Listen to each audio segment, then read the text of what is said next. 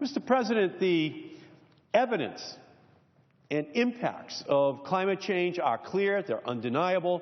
Scientists can measure the increase in carbon dioxide in the atmosphere. They can measure the rising temperatures. They can measure the increasing level of the sea. They can measure the increase in extreme rainfall. All of this increases the risk for extreme weather events that threaten people and the economy. And while addressing the challenges of climate change will take a comprehensive approach, we have many of the policies, the workforce, and the technologies we need to address the problem already. To illustrate that point, I want to tell you a tale of two tax policies, one for wind and solar, and one for oil and gas and coal. So let's look at the last decade of our tale of two tax policies. In 2004, the United States, we installed 79 total megawatts of solar in the United States. That little teeny 79 back in 2005.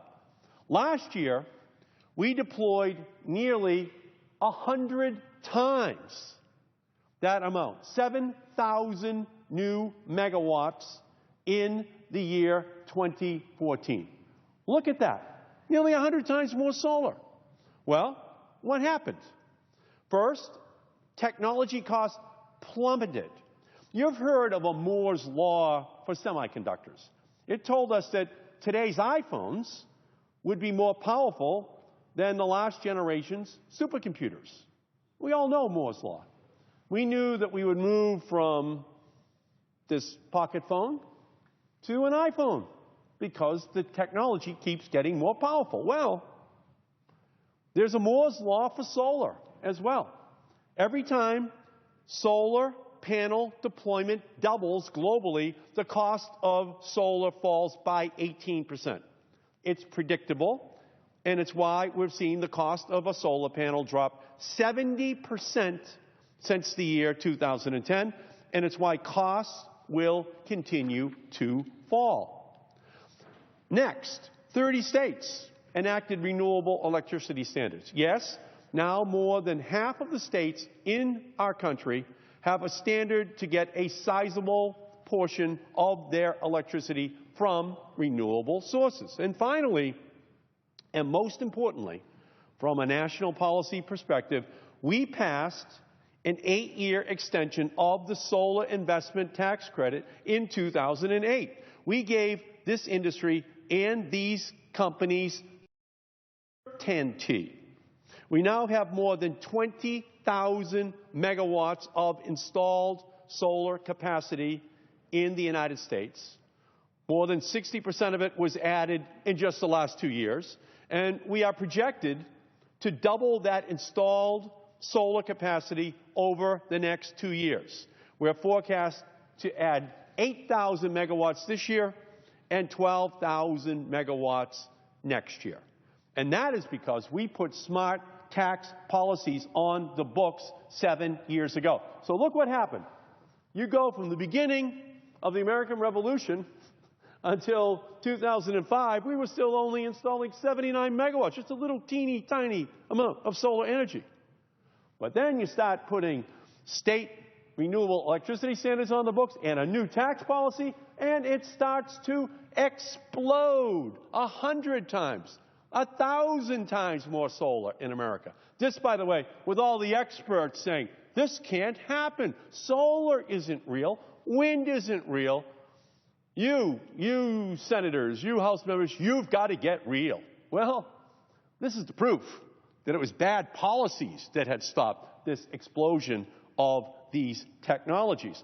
And by the way, the same thing is true for wind power. We are projected to add 9,000 new megawatts of wind power in our country this year. And we are projected to add another 8,000 megawatts of wind power next year. So you can see what is happening with the combined totals of wind and solar once we put the new policies on the books. It was basically an era with almost no electricity in the United States generated by wind and solar, to next year 5 to 6% of all the electricity in America will come from wind and solar. It's like the explosion of cell phones that turned into smartphones. People didn't have anything in their pocket just 20 years ago. It was like the wind and solar industry. But we changed policies in the United States. We said we can do it. We can untether ourselves from a telephone line in our living rooms. We can let people walk around with their phone. And we began to make the same decisions on wind and solar. We can untether ourselves from coal-generated electricity in the United States that emits greenhouse gases that dangerously warm our planet. And we are now doing it. And it is accelerating. It is accelerating. That is the beautiful part of the story. And by the end of next year, there are going to be 300,000 people employed in the wind and solar industry in the United States.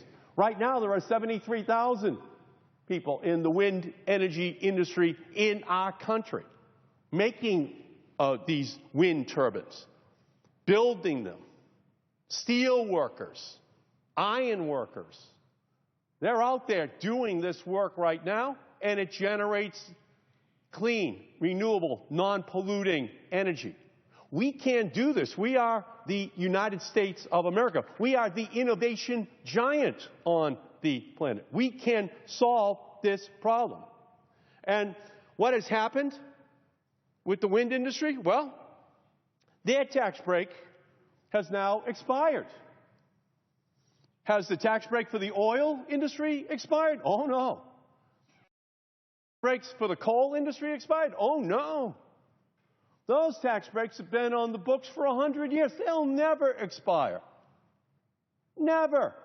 There's too many people who want to help the fossil fuel industry here in the Senate and over in the House of Representatives. But the wind industry, the solar industry, their tax breaks, the ones that are showing the tremendous growth, the innovation, the capacity to develop new technologies that we can export around the planet, those are the ones that are expiring.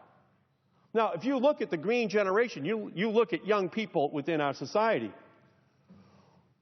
which technology do they want us to invest in?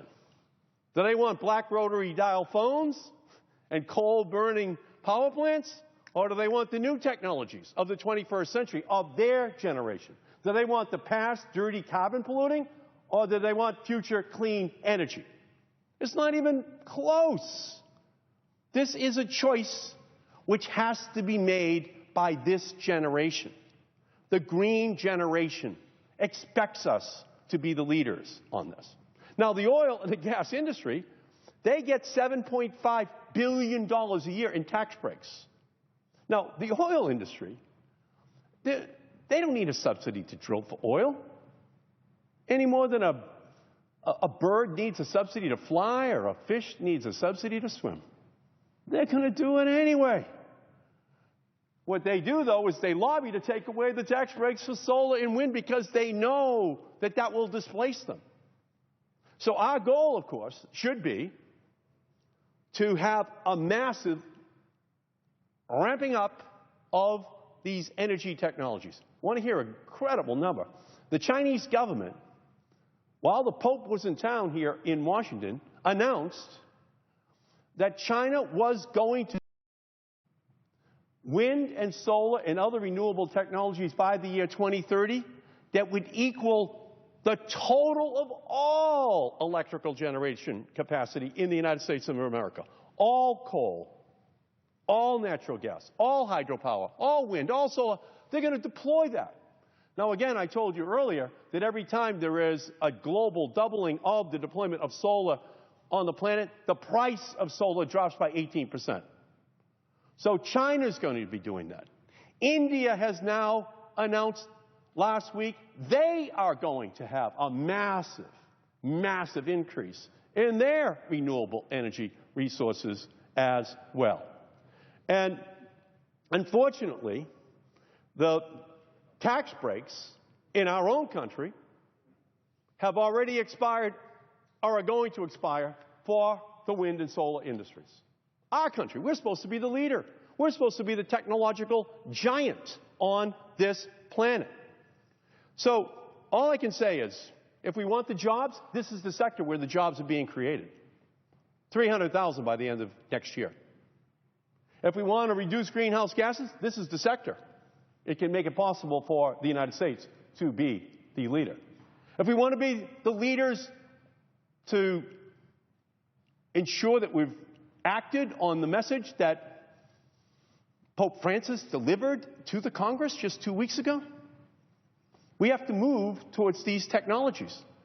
The Pope asked us to use our technological capacity in order to solve this problem. The Pope pretty much said 3 things. Number 1, the planet is warming dangerously. The science is clear. Second thing the Pope said, the cause of the warming is largely human beings. The science is clear. And third, we have a moral responsibility in order to deal with it. So, ladies and gentlemen, this is a huge day because we have members coming out here on the floor to talk about this revolution, the solution, the way we can deal with this issue in a positive, affirmative, job-creating way. We can engage in massive job creation in order to save all of God's creation. We can do it. But we have to decide that we're going to be the leaders in this sector. And all I can tell you is that in the end, we're going to win. Because technology always triumphs. Always. You can hold it back for a while. But in the end, it's going to ultimately change our world. And by the year 2100, people will look back and wonder why we ever did generate electricity by the use of fossil fuels on our planet. So I thank you, Mr. President. And I see that Senator Schatz and Senator Whitehouse have arrived. And with that, I yield back the balance of my time.